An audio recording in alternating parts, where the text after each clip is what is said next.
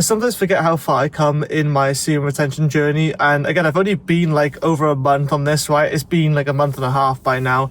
And yes, I have messed up a couple of times, but the important thing is that, first of all, I learned from those relapse mistakes. And secondly is that I'm not letting them determine my future. I'm not just sinking back into the torturous loophole that many guys get themselves into. And I literally feel like a different man because of it. And I made another video similar to this before. And I mean, to be fair, at this rate, half my videos are very similar because I just want to keep regurgitating the same message over and over again to sort of outline how important that semen retention is. And I'm speaking right now, I'm quite calm. Usually I'm really like hyper, sort of like, yeah, fucking hyper all the time. But at this point in my semen retention journey, I don't really track like the days or anything anymore because I'm no longer like that obsessed with counting the days and being really curious about what happens on day 12 or whatever. And it's literally just become like, I've become more calm and more at peace, because around like 8 to 12 days, you get like kind of anxious or angry and impatient about things. And it's when a lot of guys relapse because they get so far, they're doing well, but then they forget how they felt like before. They forget like how much of a loser they were and how poorly they behaved before. And look, I've been there many times of like relapsing around like day 7 to day 10 because you kind of got so far where you haven't really experienced anything monumental for a lot of guys, but you've experienced little changes and they aren't enough to like keep you going on this journey. But I'm telling you that after you get past that period of where it feels really difficult, where you're climbing out of the trenches, it does get a lot easier because it has to get harder first before it gets easier. That's just a fact about almost anything in life.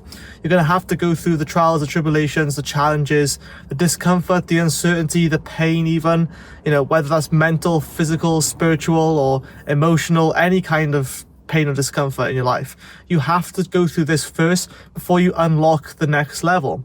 It's, you know, it's literally like, you know, what in video games you think about, okay, well, why can't you just have the reward straight away?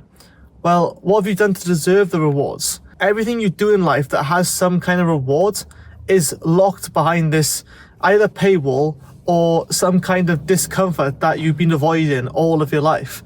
And this is the discomfort I've been avoiding, is, you know, is going without porn, is living my life without this, because I feel like in a way I need it, because we all feel like we need porn, right? Because we don't have girls chucking themselves at us, so we feel like this is our only way of like not feeling lonely and getting some kind of like romantic attraction, even though it's the complete opposite, because you're not actually getting it.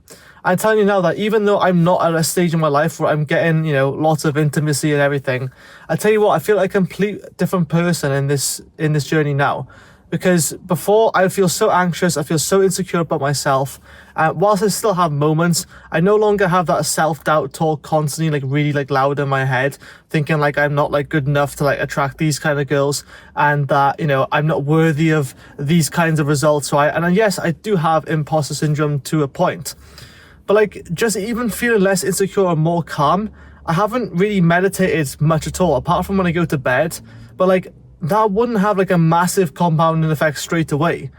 But yet I've been over a month or so now, or well, around that. I mean, again, I don't really count the days anymore, but it's been around that time, or like 40 days or so. And yes, I have like relapsed once, so I guess there goes the streak.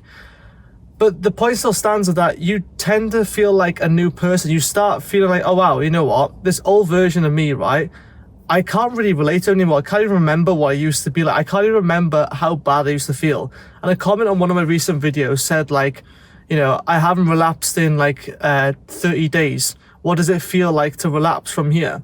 I said, well, you don't want to know. You know, like all you know is not going to feel good, is it, right? I mean, most people, they get to like 30 days and they think, okay, well, is this all there is? And no, this is just the start of the transformation. But then that's when you also get thoughts like, you know what? I want to see like how sensitive my downstairs area is now if I go to watch porn. I want to see how much pleasure I can get out of it. I'm spitting everywhere, I'll see. But that's the complete wrong mindset to have. But that's what you're going to be thinking, because your libido will have increased. So that's more sex drive.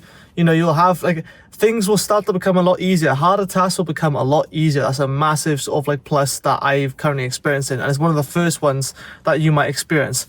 Everyone has their own sort of journey and it will be different, especially depending on how old you are. I mean, I'm only 23 years old, so my testosterone naturally should be like sky high, but after a 10-year addiction, obviously it's not. And, you know, libido is one of the big ones for me, but also just the natural discipline you get from retaining after about 14 days. And, you know, like, look, 2 weeks is such a short time. People forget like how fast 2 weeks can pass.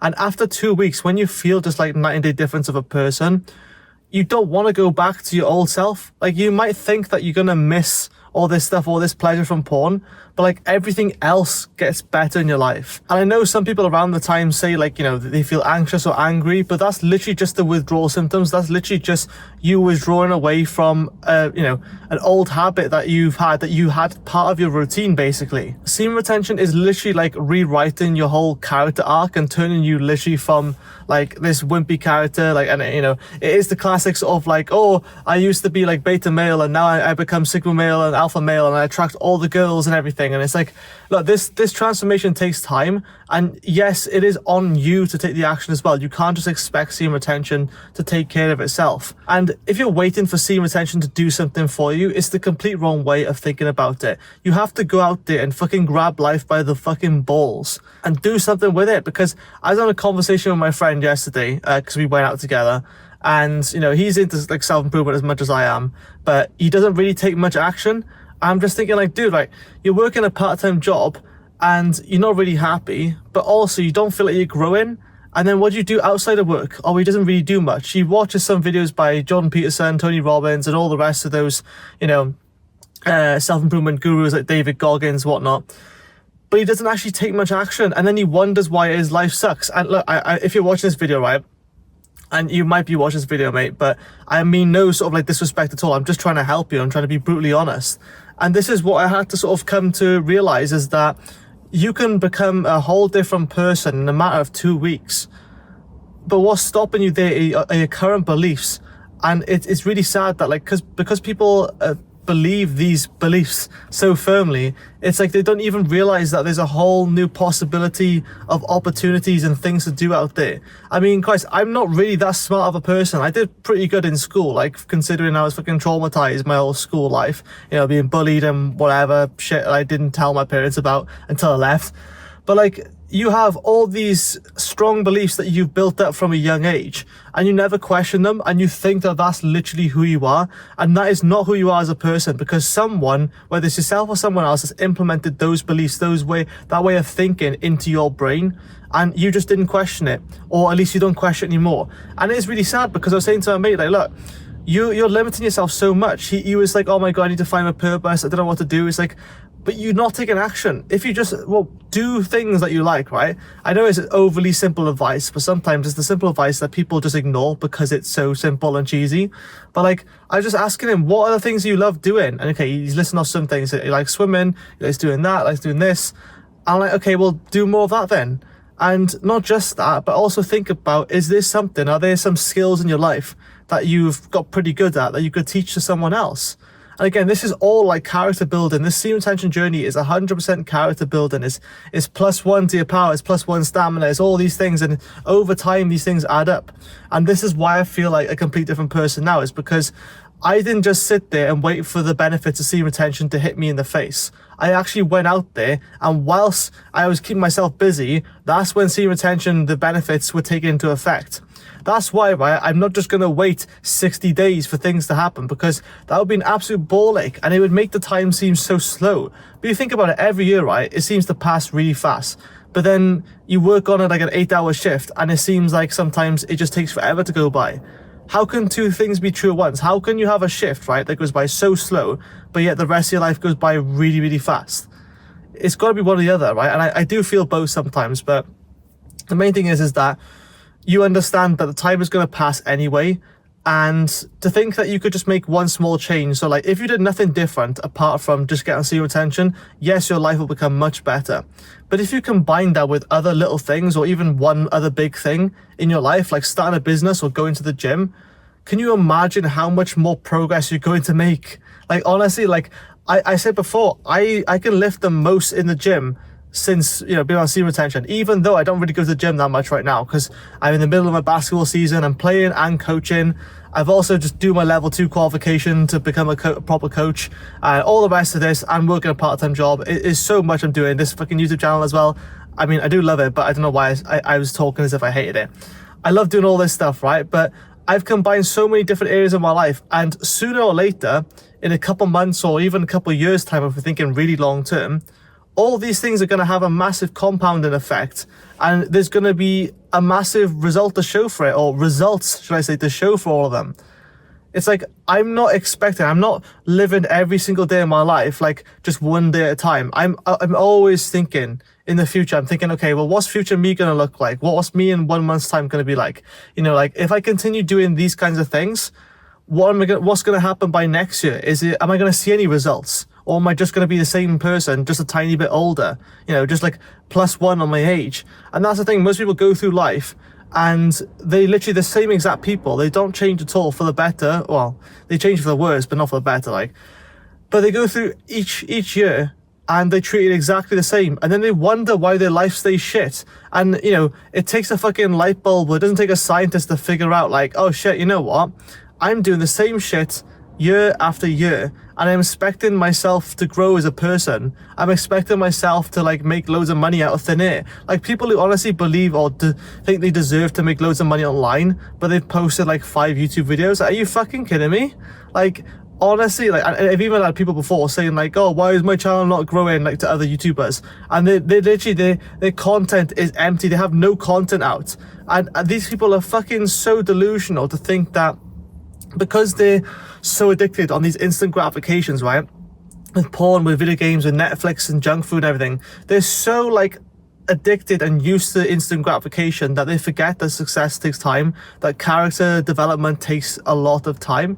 And yes, you can change in a really short space of time, like short span of time like I have, or at least you feel like that way.